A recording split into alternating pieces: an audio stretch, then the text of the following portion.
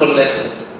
এখন তাওয়াফটা যে শুরু করবেন, কোন কোণা থেকে শুরু করবেন এটা চিহ্ন দিবেন কিভাবে? এজন্য উনি একটা আলাদা একটা কোয়ালিটির পাথর খুঁজতেছিলেন, যে যদি এক কোণা থেকে শুরু করে ঘুরতে ঘুরতে কোন কোণা শেষ করবে, তাহলে একটা কোণা তো ঠিক রাখতে হবে, এই কোণা থেকে শুরু করবে। তখন জিবরাইল আলাইহিস সালাম এই হাজরে আসওয়াদ পাথরটা ইব্রাহিম আলাইহিস সালামের কাছে দিলেন, যে এই পাথরটা আমি কাবা ঘরের এই কোণায়, অর্থাৎ পূর্ব দক্ষিণ কোণ, এখানে আপনি লাগাই দেন।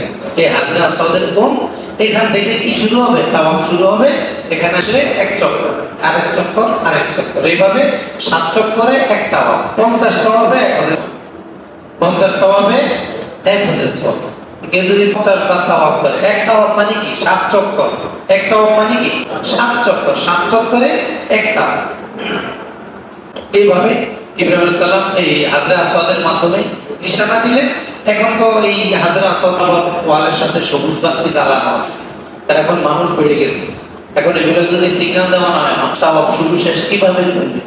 এখানে অনেক কষ্টের বিষয় আছে, এই জন্য সরকার এটা করে দিয়েছে। এখন সৌবাতি থেকে তাওয়াফ শুরু করবেন, আবার সবুজ বাতির কাছে এসে তাওয়াফ শেষ করবেন। বিসমিল্লাহি আল্লাহু আকবার, লা ইলাহা ইল্লাল্লাহ ওয়াস সালাতু ওয়াস সালামু আলা রাসূলিল্লাহ। কি নবীর নাম আছে না নাই? সেখানে আল্লাহর নাম, সেখানেই কার নাম? নবীর নাম। ওরাফানা আলা যিকরা, যেখানে আমার নাম হবে সেখানে আপনার নাম জপতে হবে।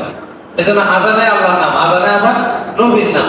নামাজ শুরু করেছি আল্লাহু আকবার দিয়ে, শেষ করেছি আত্তাহিয়াতু দিয়ে, আসসালামু আলাইকা আইয়ুহান নবী, নবীর উপর সালাম দিয়ে নামাজ শেষ।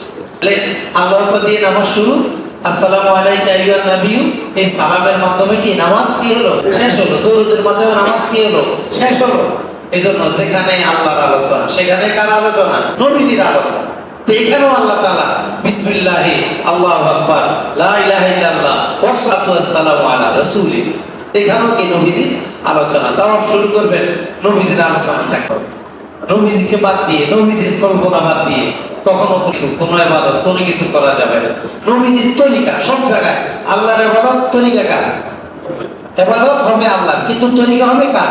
নবীজির তরিকা। তাহলে আল্লাহর ইবাদত, নবীজির তরিকা।